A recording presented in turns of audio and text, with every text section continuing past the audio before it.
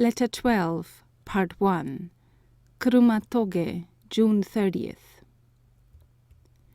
After the hard traveling of 6 days, the rest of Sunday in a quiet place at a high elevation is truly delightful.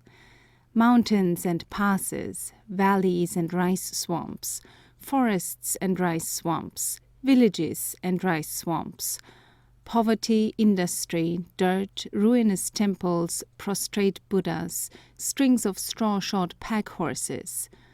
Long, grey, featureless streets and quiet, staring crowds are all jumbled up fantastically in my memory. Fine weather accompanied me through beautiful scenery from Ikari to Yokogawa, where I ate my lunch in the street to avoid the innumerable fleas of the tea-house, with a circle round me of nearly all the inhabitants. At first the children, both old and young, were so frightened that they ran away, but by degrees they timidly came back, clinging to the skirts of their parents, skirts in this case being a metaphorical expression, running away again as often as I looked at them. The crowd was filthy and squalid beyond description. Why should the quiver of poverty be so very full? One asks as one looks at the swarms of gentle, naked, old-fashioned children born to a heritage of hard toil, to be, like their parents, devoured by vermin and pressed hard for taxes. A horse kicked off my saddle before it was girthed. The crowd scattered right and left, and work, which had been suspended for 2 hours to stare at the foreigner, began again. A long ascent took us up to the top of a pass 2,500 feet in height, a projecting spur not 30 feet wide, with a grand view of mountains and ravines, and a maze of involved streams, which unite in a vigorous torrent, whose course we followed for some hours, till it expanded into a quiet river, lounging lazily through a rice swamp of considerable extent. The map is blank in this region, but I judged, as I afterwards found rightly, that at that pass we had crossed the watershed, and that the streams thenceforward no longer fall into the Pacific, but into the Sea of Japan. At Itosawa the horses produced stumbled so intolerably that I walked the last stage, and reached Kayashima, a miserable village of 57 houses, so exhausted that I could not go farther, and was obliged to put up with worse accommodation even than at Fujihara, with less strength for its hardships. The yadoya was simply awful. The daidokoro had a large wood fire burning in a trench, filling the whole place with stinging smoke, from which my room, which was merely screened off by some dilapidated shoji, was not exempt. The rafters were black and shiny with soot and moisture. The housemaster, who knelt persistently on the floor of my room till he was dislodged by Ito, apologized for the dirt of his house, as well he might.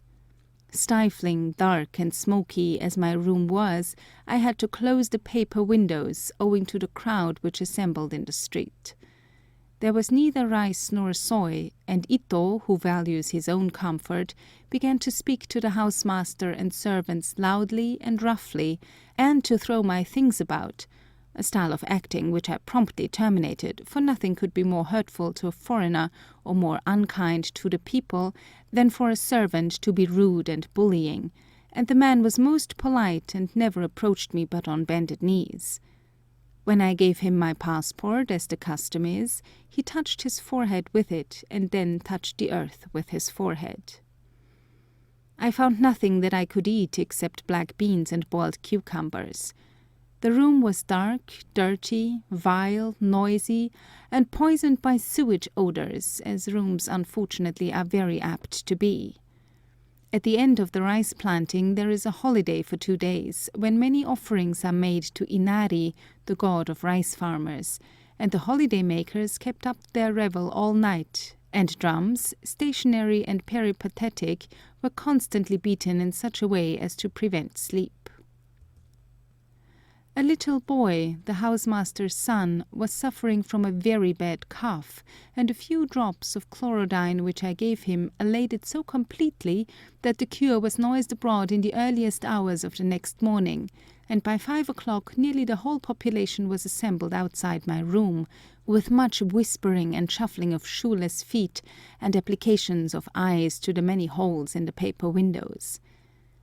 When I drew aside the shoji, I was disconcerted by the painful sight which presented itself, for the people were pressing one upon another, fathers and mothers holding naked children covered with skin disease, or with scald head or ringworm, daughters leading mothers nearly blind, men exhibiting painful sores, children blinking with eyes infested by flies and nearly closed with ophthalmia, and all, sick and well, in truly vile raiment, lamentably dirty and swarming with vermin, the sick asking for medicine, and the well either bringing the sick or gratifying an apathetic curiosity. Sadly, I told them that I did not understand their manifold diseases and torments, and that if I did, I had no stock of medicines, and that in my own country the constant washing of clothes, the constant application of water to the skin, accompanied by friction with clean cloths, would be much relied upon by doctors for the cure and prevention of similar cutaneous diseases. To pacify them, I made some ointment of animal fat and flowers of sulphur, extracted with difficulty from some man's hoard, and told them how to apply it to some of the worst cases. The horse, being unused to a girth, became fidgety as it was being saddled, creating a stampede among the crowd, and the mago would not touch it again. They are as much afraid of their gentle mares as if they were panthers.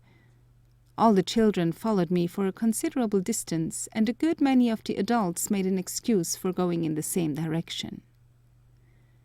These people wear no linen, and their clothes, which are seldom washed, are constantly worn, night and day, as long as they will hold together. They seal up their houses as hermetically as they can at night, and herd together in numbers in one sleeping room, with its atmosphere vitiated, to begin with, by charcoal and tobacco fumes, huddled up in their dirty garments in wadded quilts, which are kept during the day in close cupboards, and are seldom washed from one year's end to another. The tatami, between a tolerably fair exterior, swarm with insect life, and are receptacles of dust, organic matters, etc. The hair, which is loaded with oil and bandoline, is dressed once a week, or less often in these districts, and it is unnecessary to enter into any details regarding the distressing results, and much besides may be left to the imagination. The persons of the people, especially of the children, are infested with vermin, and one fruitful source of skin sores is the irritation arising from this cause. The floors of houses, being concealed by mats, are laid down carelessly with gaps between the boards, and as the damp earth is only 18 inches or 2 feet below, emanations of all kinds enter the mats and pass into the rooms. The houses in this region, and I believe everywhere, are hermetically sealed at night, both in summer and winter, the amado, which are made without ventilators, literally boxing them in, so that, unless they are falling to pieces, which is rarely the case, none of the air vitiated by the breathing of many persons, by the emanations from their bodies and clothing, by the miasmata produced by defective domestic arrangements, and by the fumes from charcoal hibachi, can ever be renewed. Exercise is seldom taken from choice, and unless the women work in the fields, they hang over charcoal fumes the whole day for 5 months of the year, engaged in interminable processes of cooking, or in the attempt to get warm. Much of the food of the peasantry is raw or half-raw salt fish, and vegetables rendered indigestible by being coarsely pickled, all bolted with the most marvellous rapidity, as if the one object of life were to rush through a meal in the shortest possible time. The married women look as if they had never known youth, and their skin is apt to be like tanned leather. At Kayashima, I asked the housemaster's wife, who looked about 50, how old she was, a polite question in Japan, and she replied 22. One of many similar surprises. Her boy was 5 years old and was still unweaned. This digression disposes of one aspect of the population. Letter 12, Part 2.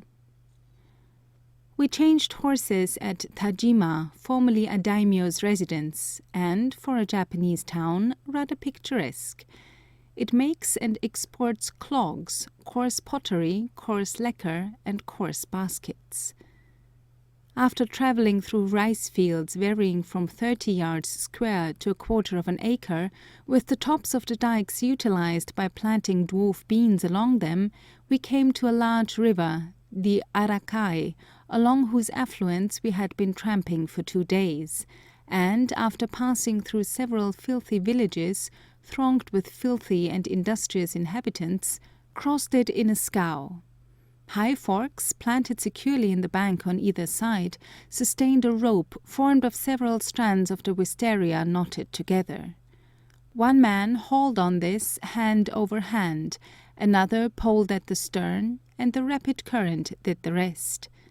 In this fashion we have crossed many rivers subsequently.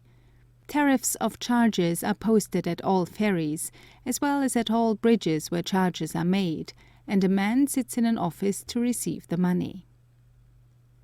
The country was really very beautiful.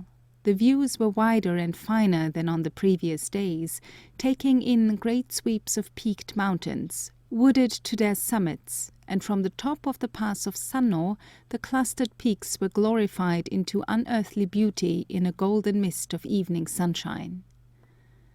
I slept at a house combining silk farm, post office, express office, and daimyo's rooms, at the hamlet of Uchi, prettily situated in a valley with mountainous surroundings, and, leaving early on the following morning, had a very grand ride, passing in a crateriform cavity the pretty little lake of Oyake, and then ascending the magnificent pass of Ichikawa. We turned off what, by ironical courtesy, is called the main road, upon a villainous track, consisting of a series of lateral corrugations, about a foot broad, with depressions between them more than a foot deep, formed by the invariable treading of the pack-horses in each other's footsteps. Each hole was a quagmire of tenacious mud, the ascent of 2,400 feet was very steep, and the mago adjured the animals the whole time with "Hai, hai, hai," which is supposed to suggest to them that extreme caution is requisite.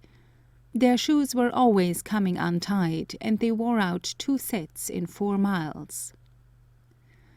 The top of the pass, like that of a great many others, is a narrow ridge, on the farther side of which the track dips abruptly into a tremendous ravine, along whose side we descended for a mile or so in company with a river whose reverberating thunder drowned all attempts at speech.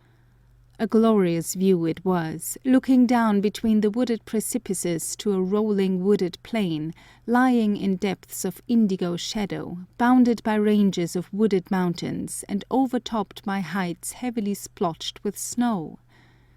The vegetation was significant of a milder climate. The magnolia and bamboo reappeared, and tropical ferns mingled with the beautiful blue hydrangea, the yellow Japan lily, and the great blue campanula. There was an ocean of trees entangled with a beautiful trailer, Actinidia polygama, with a profusion of white leaves, which, at a distance, look like great clusters of white blossoms. But the rank undergrowth of the forests of this region is not attractive. Many of its component parts deserve the name of weeds, being gawky, ragged umbels, coarse docks, rank nettles, and many other things which I don't know, and never wish to see again. Near the end of this descent, my mare took the bit between her teeth and carried me at an ungainly gallop into the beautifully situated, precipitous village of Ichikawa, which is absolutely saturated with moisture by the spray of a fine waterfall which tumbles through the middle of it, and its trees and roadside are green with the Protococcus viridis. The transport agent there was a woman. Women keep yadoyas and shops and cultivate farms as freely as men. Boards giving the number of inhabitants, male and female, and the number of horses and bullocks are put up in each village, and I noticed in Ichikawa, as everywhere hitherto, that men preponderate. Letter 13. Kurumatoge, June 30th. A short ride took us from Ichikawa to a plain about 11 miles broad by 18 long. The large town of Wakamatsu stands near its southern end, and it is sprinkled with towns and villages. The great lake of Iniwashiro is not far off. The plain is rich and fertile. In the distance the steep roofs of its villages with their groves look very picturesque. As usual, not a fence or gate is to be seen, or any other hedge than the tall one used as a screen for the dwellings of the richer farmers. Bad roads and bad horses detracted from my enjoyment. 1 hour of a good horse would have carried me across the plain. As it was, 7 weary hours were expended upon it. The day degenerated and closed in still, hot rain. The air was stifling and electric. The saddle slipped constantly from being too big. The shoes were more than usually troublesome. The horseflies tormented, and the men and horses crawled. The rice fields were undergoing a second process of puddling, and many of the men engaged in it wore only a hat and a fan attached to the girdle. An avenue of cryptomeria and 2 handsome and somewhat gilded Buddhist temples denoted the approach to a place of some importance, and such Takata is, as being a large town with a considerable trade in silk, rope, and minjin, and the residence of one of the higher officials of the ken or prefecture. The street is a mile long, and every house is a shop. The general aspect is mean and forlorn. In these little travelled districts, as soon as one reaches the margin of a town, the first man one meets turns and flies down the street, calling out the Japanese equivalent of "Here's a foreigner!" And soon, blind and seeing, old and young, clothed and naked, gather together. At the yadoya the crowd assembled in such force that the housemaster removed me to some pretty rooms in a garden. But then the adults climbed on the house roofs which overlooked it, and the children on a palisade at the end, which broke down under their weight and admitted the whole inundation, so that I had to close the shoji, with the fatiguing consciousness during the whole time of nominal rest of a multitude surging outside. Then 5 policemen in black alpaca frock coats and white trousers invaded my precarious privacy, desiring to see my passport, a demand never made before, except where I halted for the night. In their European clothes they cannot bow with Japanese punctiliousness, but they were very polite and expressed great annoyance at the crowd, and dispersed it, but they had hardly disappeared when it gathered again. When I went out, I found fully 1,000 people helping me to realize how the crowded cities of Judea send forth people clothed much as these are when the miracle workers from Galilee arrived, but not what the fatigue of the crowding and buzzing must have been to one who had been preaching and working during the long day. These Japanese crowds, however, are quiet and gentle and never press rudely upon one. I could not find it in my heart to complain of them, except to you. 4 of the policemen returned and escorted me to the outskirts of the town.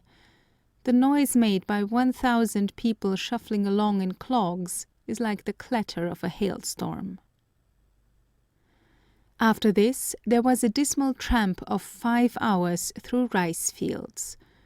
The moist climate and the fatigue of this manner of travelling are deteriorating my health, and the pain in my spine, which has been daily increasing, was so severe that I could neither ride nor walk for more than 20 minutes at a time, and the pace was so slow that it was 6 when we reached Bangé, a commercial town of 5,000 people, literally in the rice swamp, mean, filthy, damp, and decaying, and full of an overpowering stench from black, slimy ditches. The mercury was 84 degrees, and hot rain fell fast through the motionless air. We dismounted in a shed full of bales of dried fish, which gave off an overpowering odor, and wet and dirty people crowded in to stare at the foreigner till the air seemed unbreathable. But there were signs of progress. A 3 days' congress of schoolmasters was being held, candidates for vacant situations were being examined, there were lengthy educational discussions going on, especially on the subject of the value of the Chinese classes as a part of education, and every inn was crowded. Bangé was malarious. There was so much malarious fever that the government had sent additional medical assistance. The hills were only a ri off, and it seemed essential to go on.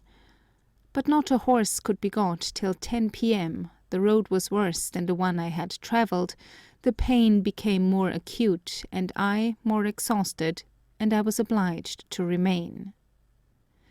Then followed a weary hour, in which the express agent's 5 emissaries were searching for a room, and considerably after dark I found myself in a rambling, old, overcrowded yadoya, where my room was mainly built on piles above stagnant water, and the mosquitoes were in such swarms as to make the air dense, and after a feverish and miserable night I was glad to get up early and depart. Fully 2,000 people had assembled. After I was mounted, I was on the point of removing my dolond from the case, which hung on the saddle horn, when a regular stampede occurred, old and young running as fast as they possibly could, children being knocked down in the haste of their elders.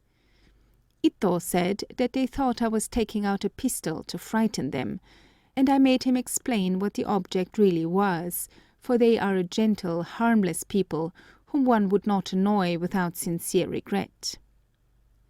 In many European countries, and certainly in some parts of our own, a solitary lady traveller in a foreign dress would be exposed to rudeness, insult, and extortion, if not to actual danger.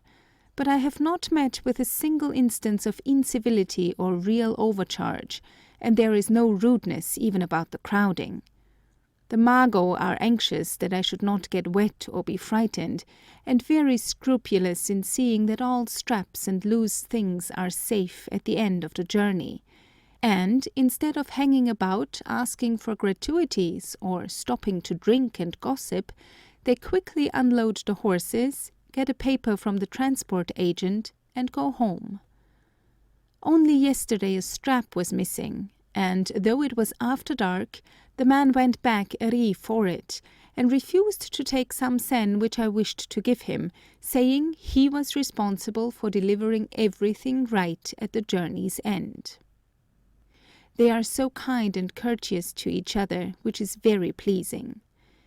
Ito is not pleasing or polite in his manner to me, but when he speaks to his own people, he cannot free himself from the shackles of etiquette, and bows as profoundly and uses as many polite phrases as anybody else.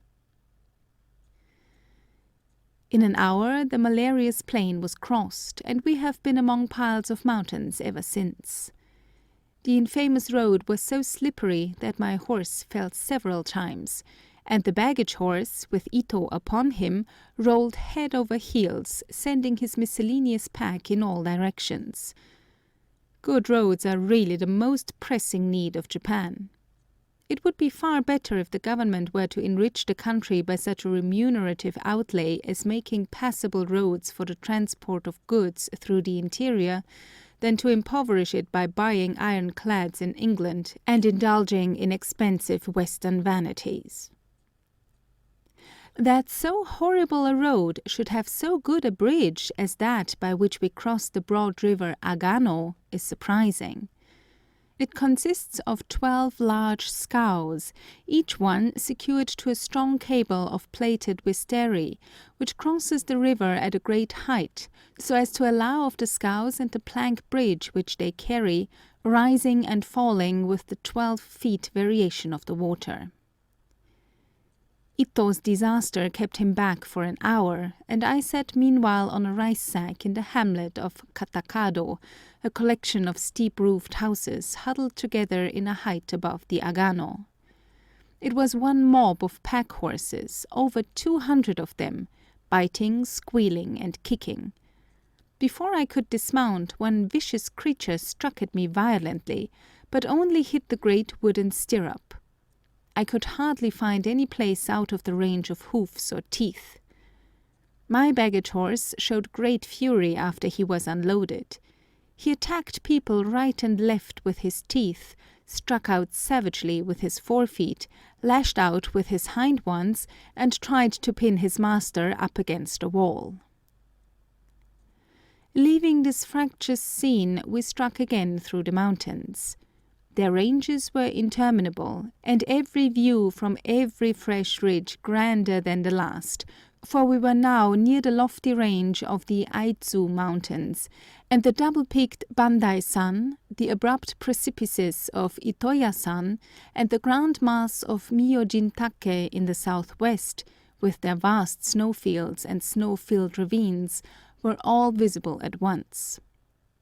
These summits of naked rock or dazzling snow, rising above the smothering greenery of the lower ranges into a heaven of delicious blue, gave exactly that individuality and emphasis which, to my thinking, Japanese scenery usually lacks. Riding on first, I arrived alone at the little town of Nozawa to encounter the curiosity of a crowd, and, after a rest, we had a very pleasant walk of 3 miles along the side of a ridge above a rapid river with fine grey cliffs on its farther side, with a grand view of the Aitsu giants, violet-coloured in a golden sunset. At dusk we came upon the picturesque village of Nojiri on the margin of a rice valley, but I shrank from spending Sunday in a hole, and, having spied a solitary house on the very brow of a hill 1,500 feet higher, I dragged out the information that it was a tea-house, and came up to it. It took 3/4 of an hour to climb the series of precipitous zigzags by which this remarkable pass is surmounted. Darkness came on, accompanied by thunder and lightning, and just as we arrived, a tremendous zigzag of blue flame lit up the house and its interior, showing a large group sitting round a wood fire, and then all was thick darkness again. It had a most startling effect. This house is magnificently situated, almost hanging over the edge of the knife-like ridge on the pass of Kuruma, on which it is situated. It is the only yadoya I have been at from which there has been any view. The villages are nearly always in the valleys, and the best rooms are at the back and have their prospects limited by the paling of the conventional garden. If it were not for the fleas, which are here in legions, I should stay longer, for the view of the Aitsu snow is delicious, and, as there are only 2 other houses, one can ramble without being mobbed. In one, a child 2½ years old swallowed a fishbone last night, and has been suffering and crying all day, and the grief of the mother so won Ito's sympathy that he took me to see her. She had walked up and down with it for 18 hours, but never thought of looking into its throat, and was very unwilling that I should do so. The bone was visible and easily removed with a crochet needle. An hour later, the mother sent a tray with a quantity of cakes and coarse confectionery upon it as a present, with the piece of dry seaweed which always accompanies a gift. Before night, 7 people with sore legs applied for advice. The sores were all superficial and all alike, and their owners said that they had been produced by the incessant rubbing of the bites of ants. On this summer day, the country looks as prosperous as it is beautiful, and one would not think that acute poverty could exist in the steep-roofed village of Nojiri, which nestles at the foot of the hill. But 2 hempen ropes dangling from a cryptomeria just below tell the sad tale of an elderly man who hanged himself 2 days ago because he was too poor to provide for a large family, and the housemistress and Ito tell me that when a man who has a young family gets too old or feeble for work, he often destroys himself. My hostess is a widow with a family, a good-natured, bustling woman with a great love of talk. All day her house is open all round, having literally no walls. The roof and solitary upper room are supported on posts, and my ladder almost touches the kitchen fire. During the daytime, the large matted area under the roof has no divisions, and groups of travelers and magos lie about, for everyone who has toiled up either side of Kurumatoge takes a cup of tea with eating, and the housemistress is busy the whole day. A big well is near the fire. Of course there is no furniture, but a shelf runs under the roof, on which there is a Buddhist god house with 2 black idols in it, one of them being that much worshipped divinity Daikoku, the god of wealth. Besides a rack for kitchen utensils, there is only a stand on which are 6 large brown dishes with food for sale: salt shellfish in a black liquid, dried trout impaled on sticks, sea slugs in soy, a paste made of pounded roots, and green cakes made of the slimy river confervae, pressed and dried, all ill-favoured and unsavoury viands. This afternoon a man without clothes was treading flour paste on a mat, a traveller in a blue silk robe was lying on the floor smoking, and 5 women in loose attire, with elaborate chignons and blackened teeth, were squatting round the fire. At the housemistress's request, I wrote a eulogistic description of the view from her house, and read it in English, Ito translating it, to the very great satisfaction of the assemblage. Then I was asked to write on 4 fans. The woman has never heard of England. It is not a name to conjure with in these wilds. Neither has she heard of America. She knows of Russia as a great power, and of course of China, but there her knowledge ends, though she has been at Tokyo and Kyoto. July 1st. I was just falling asleep last night, in spite of mosquitoes and fleas, when I was roused by much talking and loud outcries of poultry, and Ito, carrying a screaming refractory hen, and a man and woman whom he had with difficulty bribed to part with it, appeared by my bed. I feebly said I would have it boiled for breakfast, but when Ito called me this morning, he told me with a most rueful face that just as he was going to kill it, it had escaped to the woods. In order to understand my feelings, you must have experienced what it is not to have tasted fish, flesh, or fowl for 10 days. The alternative was eggs and some of the paste which the man was treating yesterday on the mat, cut into strips and boiled. It was coarse flour and buckwheat. So, you see, I have learned not to be particular. Letter 14. Tsugawa, July 2nd.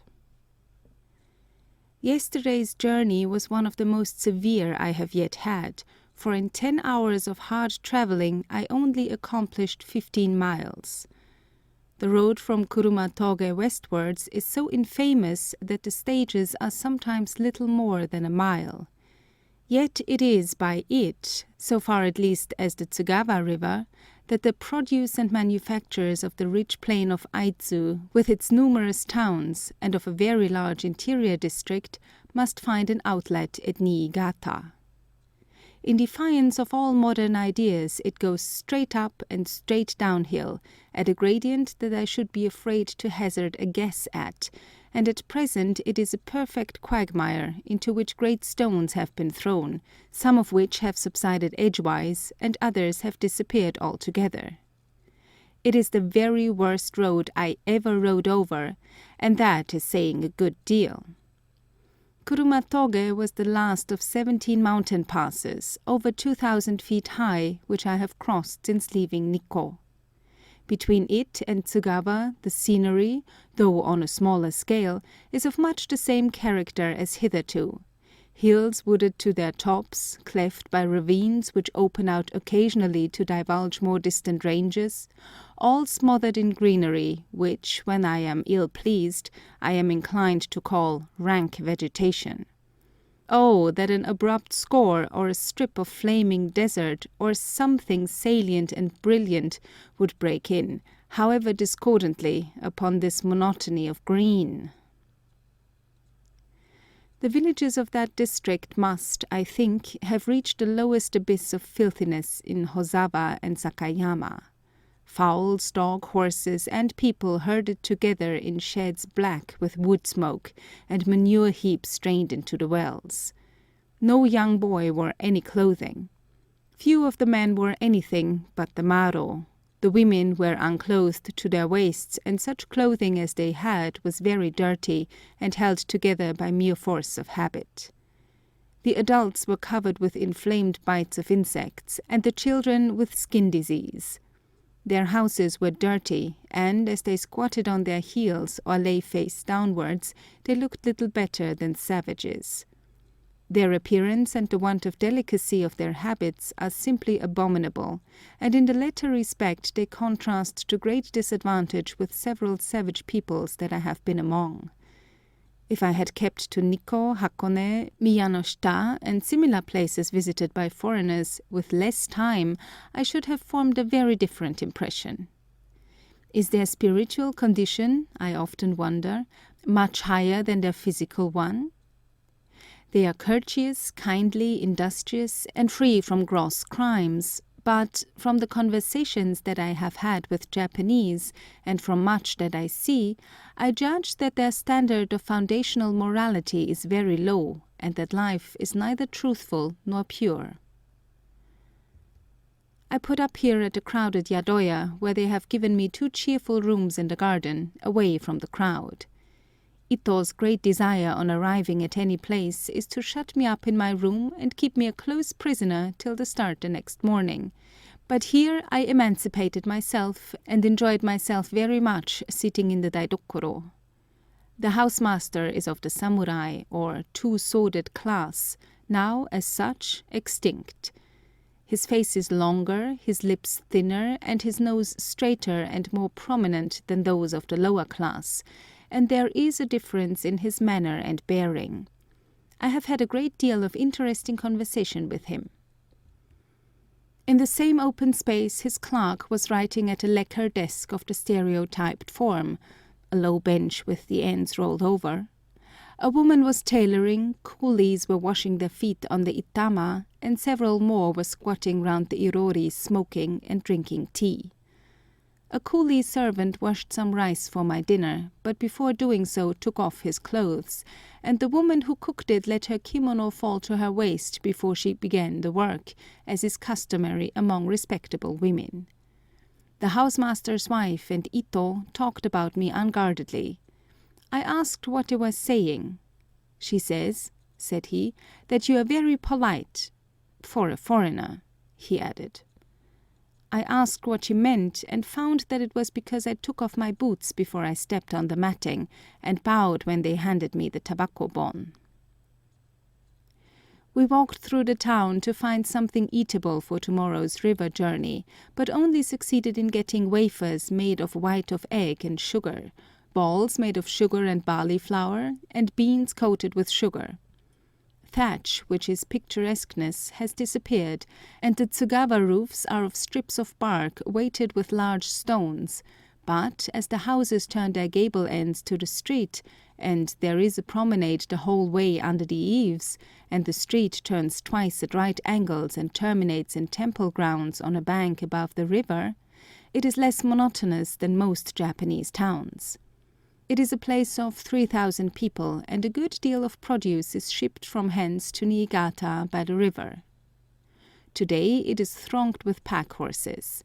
I was much mobbed, and one child formed a solitary exception on the general rule of politeness by calling me a name equivalent to the Chinese fang kuai, foreign, but he was severely chidden, and a policeman has just called with an apology. A slice of fresh salmon has been produced, and I think I never tasted anything so delicious. I have finished the first part of my land journey, and leave for Niigata by boat tomorrow morning. Letter 15. Niigata, July 4th.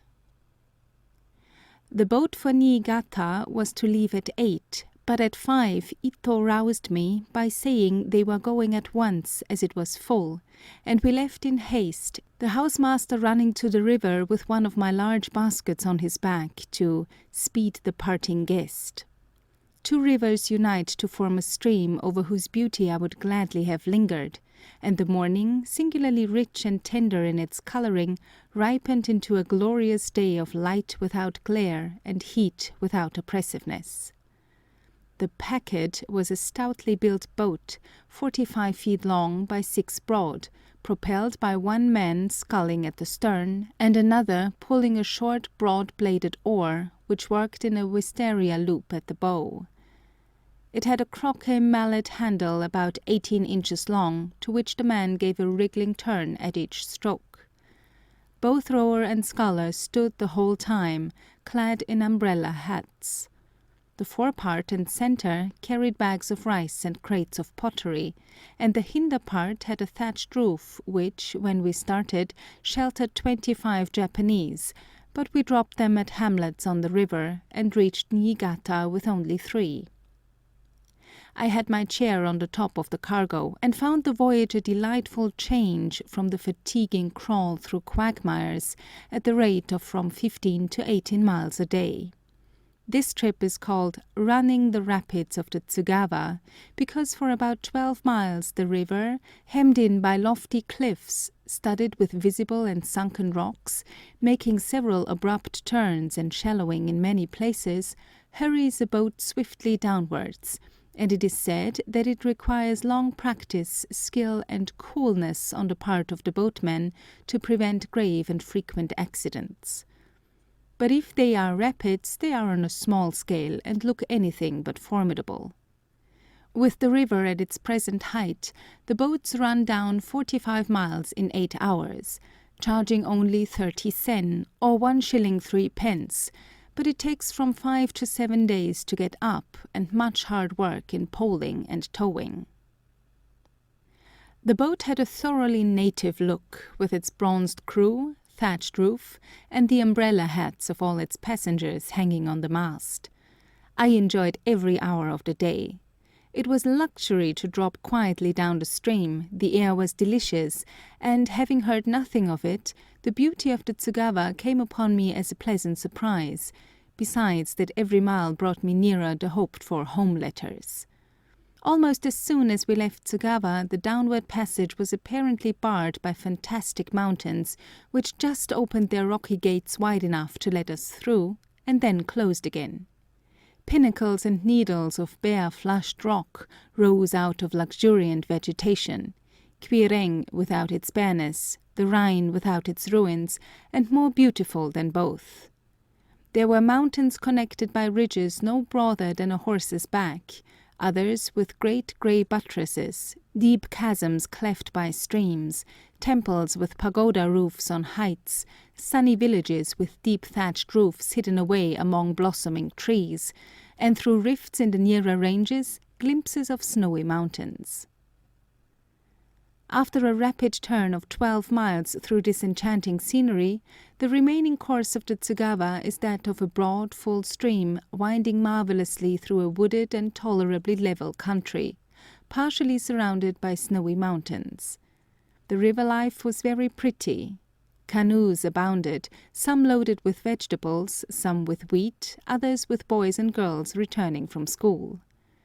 Sampans, with their white puckered sails in flotillas of a dozen at a time, crawled up the deep water, or were towed through the shallows by crews frolicking and shouting.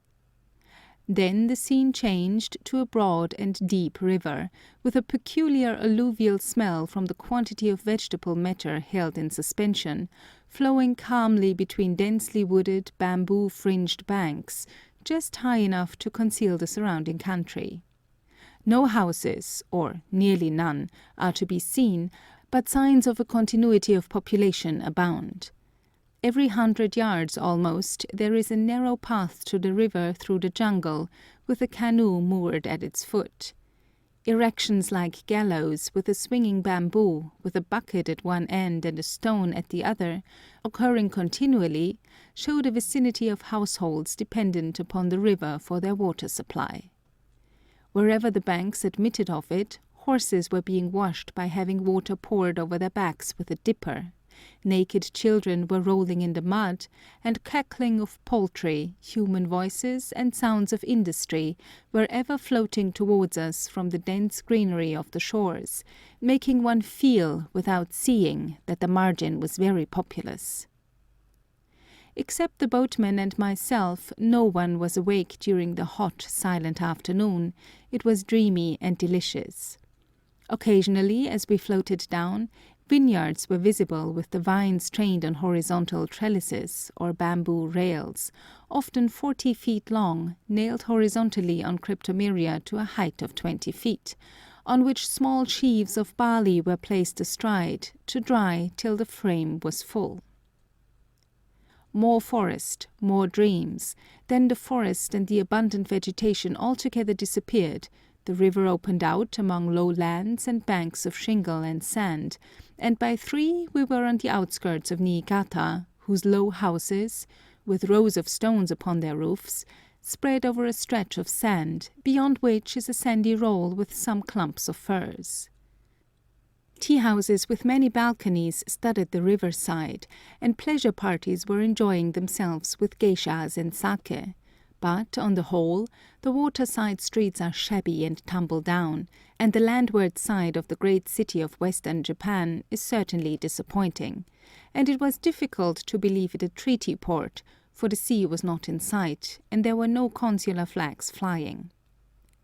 We poled along one of the numerous canals, which are the carriage-ways for produce and goods, among hundreds of loaded boats, landed in the heart of the city, and, as the result of repeated inquiries, eventually reached the church mission house, an unshaded wooden building without verandas, close to the government buildings, where I was most kindly welcomed by Mr. and Mrs. Fyson. The house is plain, simple, and inconveniently small, but doors and walls are great luxuries, and you cannot imagine how pleasing the ways of a refined European household are after the internal babblement and indecorum of the Japanese. Itinerary of route from Nikko to Niigata, Kinugawa route. From Tokyo to Nikko, 36 ri. Kohyaku, 6 houses, 2 ri 18 cho. Kizagoe, 19 houses, 1 ri 18 cho. Fujihara, 46 houses, 2 ri 19 cho. Takahara, 15 houses, 2 ri 10 cho. Ikari, 25 houses, 2 ri. Nakamiyo, 10 houses, 1 ri 24 cho. Yokokawa, 20 houses, 2 ri 21 cho. Itosawa, 38 houses, 2 ri 34 cho. Kayashima, 57 houses, 1 ri 4 cho. Tajima, 250 houses, 1 ri 21 cho. Toyonari, 120 houses, 2 ri 12 cho. Atomi, 34 houses, 1 ri. Ochi, 27 houses, 2 ri 12 cho. Ichikawa, 7 houses. Turi, 22 cho. Takata, 420 houses. Turi, 11 cho. Bange, 910 houses. 3 ri, 4 cho. Katakado, 50 houses. 1 ri, 20 cho. Nozawa, 306 houses. 3 ri, 24 cho. Nojiri, 110 houses. 1 ri, 27 cho. Kurumatoge, 3 houses, 9 cho. Hozawa, 20 houses, 1 ri, 14 cho. Torige, 21 houses, 1 ri. Sakayama, 28 houses, 24 cho. Tsugawa, 615 houses, 2 ri, 18 cho. Niigata, 50,000 souls, 18 ri. Total, 101 ri, 6 cho, about 247 miles. Letter 16, Niigata, July 9. I have spent over a week in Niigata and leave it regretfully tomorrow, rather for the sake of the friends I have made than for its own interests. I never experienced a week of more abominable weather. The sun has yet been seen just once, the mountains, which are 30 miles off, not at all. The clouds are a brownish grey, the air moist and motionless, and the mercury has varied from 82 degrees in the day to 80 degrees at night. The household is afflicted with lassitude and loss of appetite. Evening does not bring coolness, but myriads of flying, creeping, jumping, running creatures, all with power to hurt, which replace the day mosquitoes, villains with spotted legs which bite and poison one without the warning hum. The night mosquitoes are legion. There are no walks except in the streets and the public gardens, for Niigata is built on a sandspit, hot and bare. Neither can you get a view of it without climbing to the top of a wooden lookout. Niigata is a treaty port without foreign trade and almost without foreign residents. Not a foreign ship visited the port either last year or this. There are only 2 foreign firms, and these are German, and only 18 foreigners, of which number, except the missionaries, nearly all are in government employment. Its river, the Shinano, is the largest in Japan, and it and its affluents bring down a prodigious volume of water. But Japanese rivers are much choked with sand and shingle washed down from the mountains. In all that I have seen, except those which are physically limited by walls of hard rock, a riverbed is a waste of sand, boulders, and shingle, through the middle of which, among sandbanks and shallows, the river proper takes its devious course.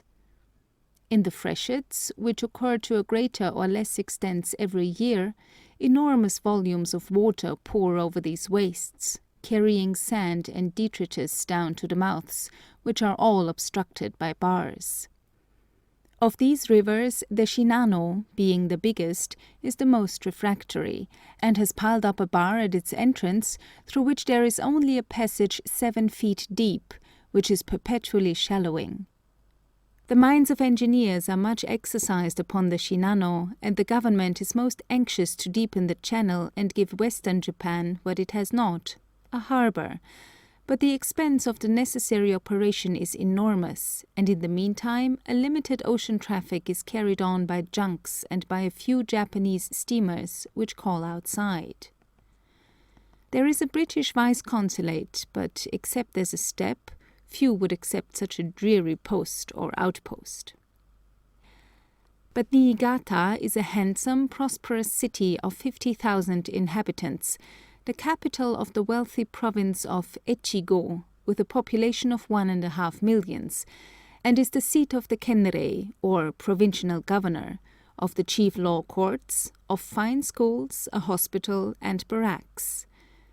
It is curious to find in such an excluded town a school deserving the designation of a college, as it includes intermediate, primary, and normal schools, an English school with 150 pupils, organized by English and American teachers, an engineering school, a geological museum, splendidly equipped laboratories, and the newest and most approved scientific and educational apparatus.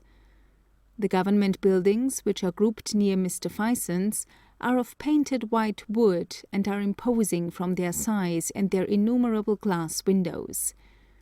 There is a large hospital arranged by a European doctor, with a medical school attached, and it, the kencho, the saibancho or courthouse, the schools, the barracks, and a large bank, which is rivaling them all, have a go-ahead Europeanized look, bold, staring, and tasteless. There are large public gardens, very well laid out, and with finely gravelled walks. There are 300 street lamps, which burn the mineral oil of the district. Yet, because the riotous Shinano persistently bars it out from the sea, its natural highway, the capital of one of the richest provinces of Japan, is left out in the cold, and the province itself, which yields not only rice, silk, tea, hemp, ninjin, and indigo in large quantities, but gold, copper, coal, and petroleum, has to send most of its produce to Yedo across ranges of mountains on the backs of pack horses, by roads scarcely less infamous than the one by which I came. The Niigata of the government, with its signs of progress in a western direction, is quite unattractive looking as compared with the genuine Japanese Niigata, which is the neatest, cleanest, and most comfortable looking town I have yet seen, and altogether free from the jostlement of a foreign settlement. It is renowned for the beautiful tea houses which attract visitors from distant places, and for the excellence of the theatres, and is the center of the recreation and pleasure of a large district. It is so beautifully clean that, as at Nikko, I should feel reluctant to walk upon its well-swept streets in muddy boots.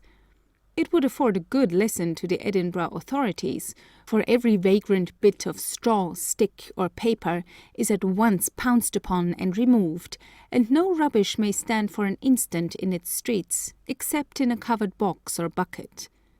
It is correctly laid out in square divisions, formed by 5 streets over a mile long, crossed by very numerous short ones, and is intersected by canals, which are its real roadways. I have not seen a pack horse in the streets. Everything comes in by boat, and there are few houses in the city which cannot have their goods delivered by canal very near to their doors. These waterways are busy all day, but in the early morning, when the boats come in loaded with the vegetables, without which the people could not exist for a day, the bustle is indescribable. The cucumber boats just now are the great sight. The canals are usually in the middle of the streets and have fairly broad roadways on both sides. They are much below the street level, and their nearly perpendicular banks are neatly faced with wood, broken at intervals by flights of stairs. They are bordered by trees, among which are many weeping willows, and, as the river water runs through them, keeping them quite sweet, and they are crossed at short intervals by light bridges, they form a very attractive feature of Niigata. The houses have very steep roofs of shingle, weighted with stones, and, as they are of very irregular heights, and all turn the steep gables of the upper stories streetwards, the town has a picturesqueness very unusual in Japan. The deep verandas are connected all along the streets, so as to form a sheltered promenade when the snow lies deep in winter. With its canals, with their avenues of trees, its fine public gardens, and clean picturesque streets, it is a really attractive town, but its improvements are recent, and were only lately completed by Mr. Masakata Kuzumoto, now governor of Tokyo. There is no appearance of poverty in any part of the town, but if there be wealth, it is carefully concealed. One marked feature of the city is the number of streets of dwelling houses, with projecting windows of wooden slats, through which the people can see without being seen, though at night, when the andons are lit, we saw, as we walked from Dr. Palm's, that in most cases families were sitting round the hibachi in a deshabille of the scantiest kind. The fronts are very narrow, and the houses extend backwards to an amazing length, with gardens in which flowers, shrubs, and mosquitoes are grown, and bridges are several times repeated so as to give the effect of fairyland as you look through from the street. The principal apartments in all Japanese houses are at the back, looking out on these miniature landscapes, for a landscape is skillfully dwarfed into a space often not more than 30 feet square. A lake, a rockwork, a bridge, a stone lantern, and a deformed pine are indispensable, but whenever circumstances and means admit of it, quaintnesses of all kinds are introduced. Small pavilions, retreats for tea-making, reading, sleeping in quiet and coolness, fishing under cover, and drinking sake. Bronze pagodas, cascades falling from the mouths of bronze dragons, rock caves with gold and silver fish darting in and out, lakes with rocky islands, streams crossed by green bridges, just high enough to allow a rat or frog to pass under, lawns and slabs of stone for crossing them in wet weather, grottos, hills, valleys, groves of miniature palms, cycas, and bamboo, and dwarfed trees of many kinds, of purplish and dull green hues, are cut into startling likenesses of beasts and creeping things, or stretch distorted arms over tiny lakes.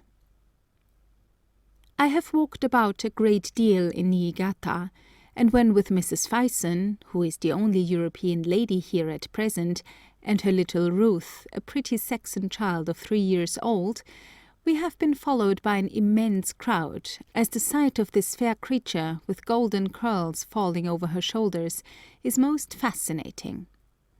Both men and women have gentle, winning ways with infants, and Ruth, instead of being afraid of the crowds, smiles upon them, bows in Japanese fashion, speaks to them in Japanese, and seems a little disposed to leave her own people altogether.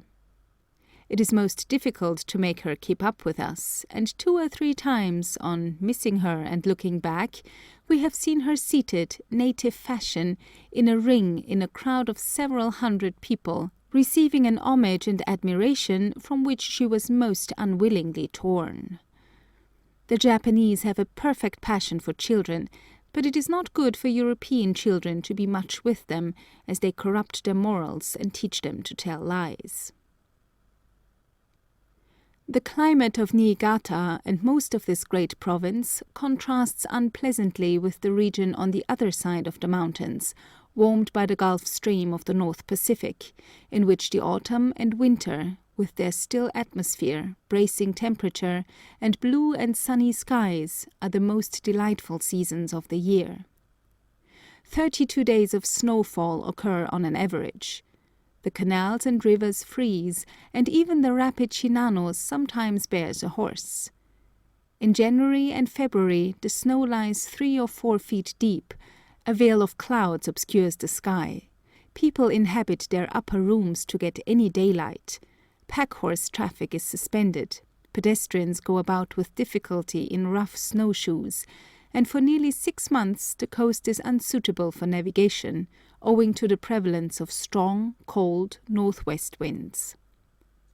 In this city, people in wadded clothes, with only their eyes exposed, creep about under the verandas. The population huddles round hibachis and shivers, for the mercury, which rises to 90 degrees in summer, falls to 15 degrees in winter. And all this in latitude 37 degrees 55 minutes, 3 degrees south of Naples.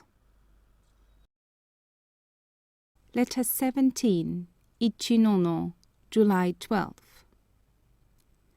2 foreign ladies, 2 fair-haired foreign infants, a long-haired foreign dog, and a foreign gentleman, who, without these accompaniments, might have escaped notice, attracted a large but kindly crowd to the canal side when I left Niigata. The natives bore away the children on their shoulders. The Faisans walked to the extremity of the canal to bid me goodbye. The sampan shot out upon the broad, swirling flood of the Shinano, and an awful sense of loneliness fell upon me. We crossed the Shinano, pulled up the narrow, embanked Shinkawa, had a desperate struggle with the flooded Aganokawa, were much impeded by strings of nauseous manure boats on the narrow, discolored Kajikawa, wondered at the interminable melon and cucumber fields and at the odd river life, and, after hard poling for 6 hours, reached Kisaki, having accomplished exactly 10 miles. Then 3 kurumas with trotting runners took us 20 miles at the low rate of 4.5 sen per ri.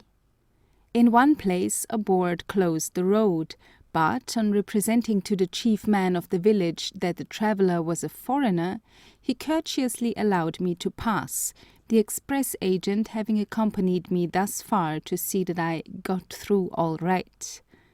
The road was tolerably populous throughout the day's journey, and the farming villages, which extended much of the way, Tsuiji, Kasayanage, Mono, and Mari, were neat, and many of the farms had bamboo fences to screen them from the road. It was, on the whole, a pleasant country, and the people, though little clothed, did not look either poor or very dirty. The soil was very light and sandy. There were, in fact, pine barrens, sandy ridges with nothing on them but spindly Scotch firs and fir scrub, but the sandy levels between them, being heavily manured and cultivated like gardens, bore splendid crops of cucumbers trained like peas, melons, vegetable marrow, arum esculentum, sweet potatoes, maize, tea, tiger lilies, beans, and onions, and extensive orchards with apples and pears trained literally on trellis work 8 feet high, were a novelty in the landscape. Though we were all day drawing nearer to mountains wooded to their summits on the east, the amount of vegetation was not burdensome, the rice swamps were few, and the air felt drier and less relaxing. As my runners were trotting merrily over one of the pine barrens, I met Dr. Palm returning from one of his medico-religious expeditions with a tandem of 2 naked coolies who were going over the ground at a great pace, and I wished that some of the most staid directors of the Edinburgh Medical Missionary Society could have the shock of seeing him. I shall not see a European again for some weeks.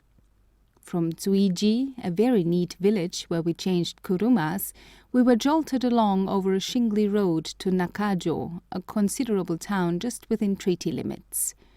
The Japanese doctors there, as in other places, are Dr. Palm's cordial helpers, and 5 or 6 of them, whom he regards as possessing the rare virtues of candour, earnestness, and single-mindedness, and who have studied English medical works, have clubbed together to establish the dispensary, and, under Dr. Palm's instructions, are even carrying out the antiseptic treatment successfully after some ludicrous failures.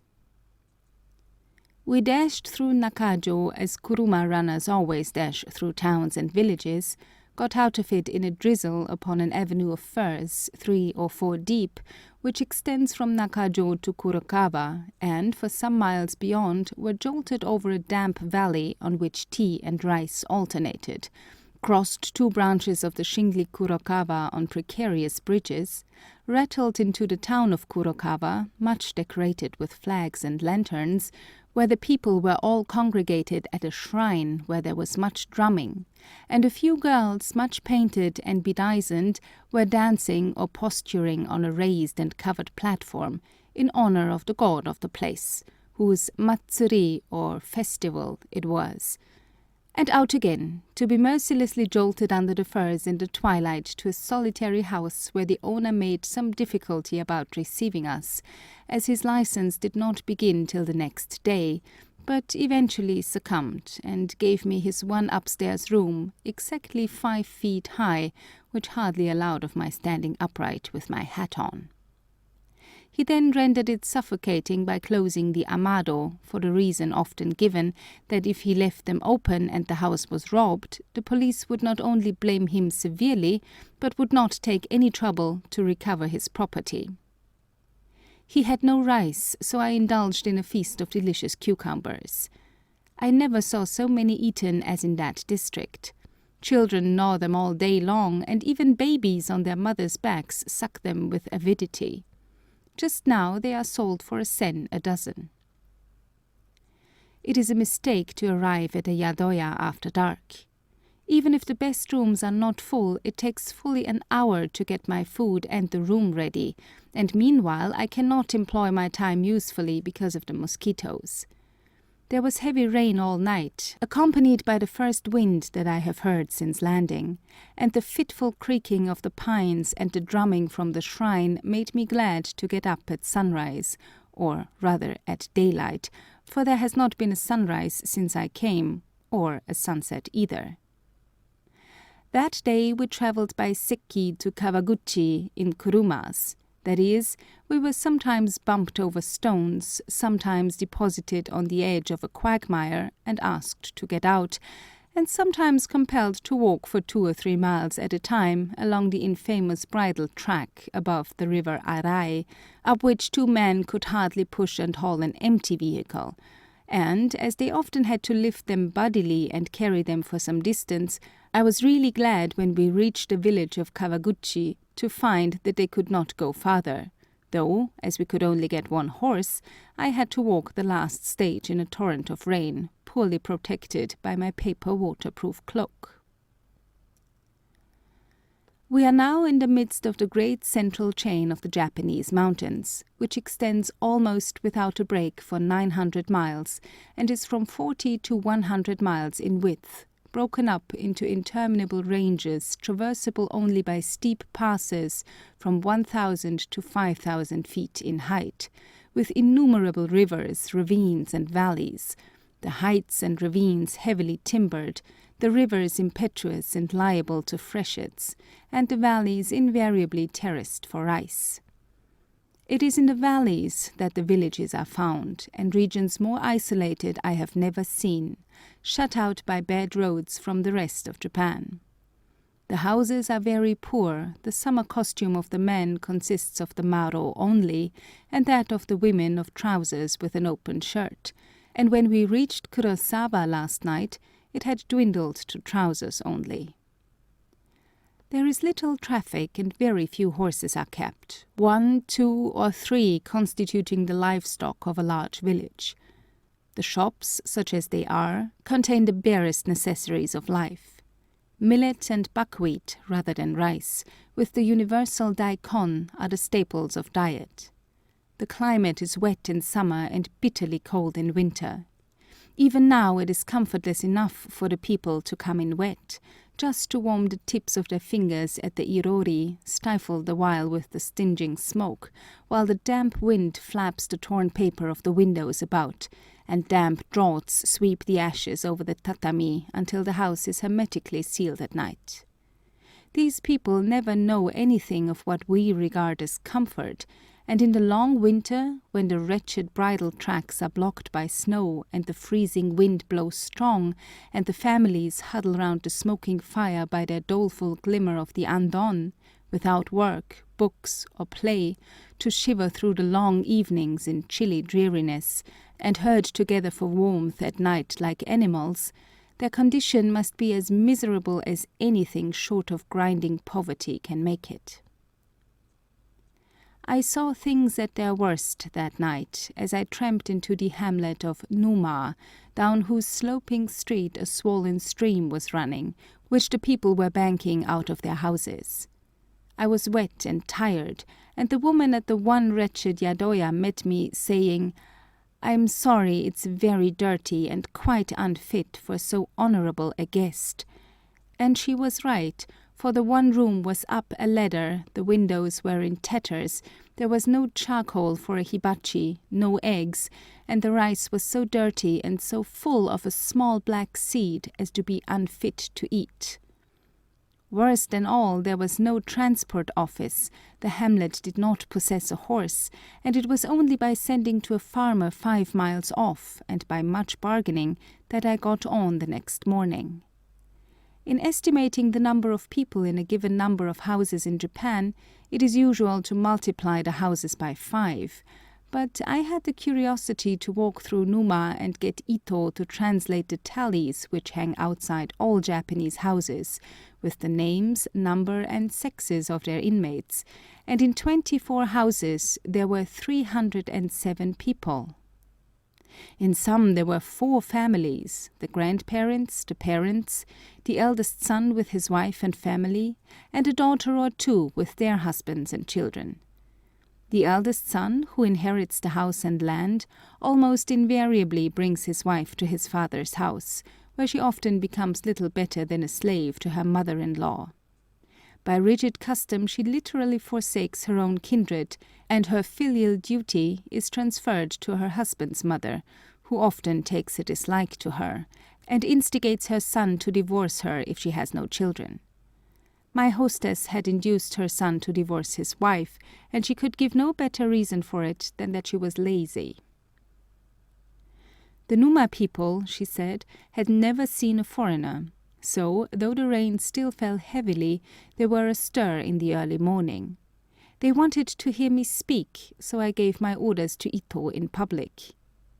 Yesterday was a most toilsome day, mainly spent in stumbling up and sliding down the great passes of Futai, Takanasu, and Yenoiki, all among forest-covered mountains, deeply cleft by forest-choked ravines, with now and then one of the snowy peaks of Aizu breaking the monotony of the ocean of green.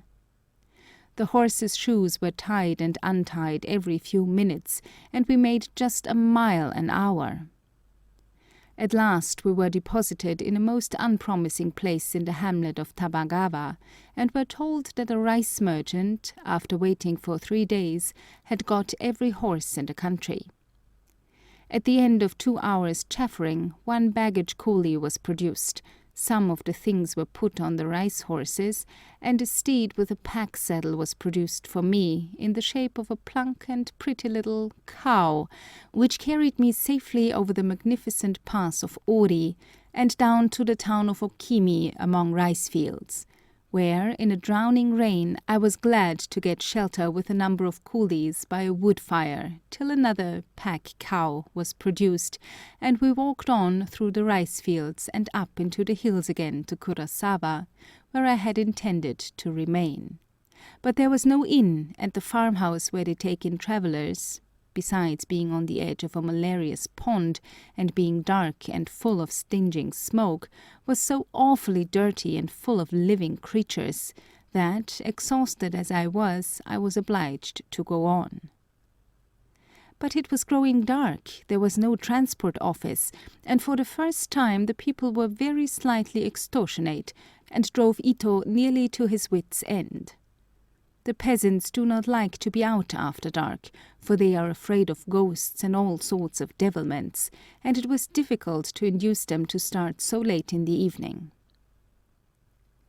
There was not a house clean enough to rest in, so I sat on a stone and thought about the people for over an hour. Children with scald head, scabies, and sore eyes swarmed. Every woman carried a baby on her back, and every child who could stagger under one carried one too. Not one woman wore anything but cotton trousers. One woman reeled about drunk and disorderly. Ito sat on a stone hiding his face in his hands, and when I asked him if he were ill, he replied in a most lamentable voice, "I don't know what I'm to do. I'm so ashamed for you to see such things." The boy is only 18, and I pitied him. I asked him if women were often drunk, and he said they were in Yokohama, but they usually kept in their houses. He says that when their husbands give them money to pay bills at the end of a month, they often spend it in sake, and that they sometimes get sake in shops and have it put down as rice or tea. The old, old story. I looked at the dirt and barbarism and asked if this were the Japan of which I had read. Yet a woman in this unseemly costume firmly refused to take the 2 or 3 sen which it is usual to leave at a place where you rest, because she said that I had had water and not tea, and after I had forced it on her, she returned it to Ito, and this redeeming incident sent me away much comforted. From Numa the distance here is only 1½ ri, but it is over the steep pass of Honoki, which is ascended and descended by hundreds of crude stone steps, not pleasant in the dark. On this pass I saw birches for the first time. At its foot we entered Yamagata-ken by a good bridge, and shortly reached this village, in which an unpromising-looking farmhouse is the only accommodation. But though all the rooms but 2 are taken up with silkworms, those 2 are very good, and look upon a miniature lake and rockery. The one objection to my room is that to get either in or out of it, I must pass through the other, which is occupied by 5 tobacco merchants, who are waiting for transport, and who while away the time by strumming on that instrument of dismay, the samisen. No horses or cows can be got for me, so I am spending the day quietly here, rather glad to rest, for I am much exhausted. When I am suffering much from my spine, Ito always gets into a fright and thinks I am going to die, as he tells me when I am better, but shows his anxiety by a short, surely manner, which is most disagreeable. He thinks we shall never get through the interior. Mr. Brunton's excellent map fails in this region, so it is only by fixing on the well-known city of Yamagata and devising routes to it that we get on. Half the evening is spent in consulting Japanese maps, if we can get them, and in questioning the housemaster and transport agent and any chance travellers, but the people know nothing beyond the distance of a few ri, and the agents seldom tell one anything beyond the next stage. When I inquire about the Unbeaten Tracks that I wish to take, the answers are, "It's an awful road through mountains," or "There are many bad rivers to cross," or "There are none but farmers' houses to stop at." No encouragement is ever given, but we get on, and shall get on, I doubt not, though the hardships are not what I would desire in my present state of health. Very few horses are kept here. Cows and coolies carry much of the merchandise, and women as well as men carry heavy loads. A baggage coolie carries about 50 pounds, but here merchants carrying their own goods from Yamagata actually carry from 90 to 140 pounds, and even more. It is sickening to meet these poor fellows struggling over the mountain passes in evident distress.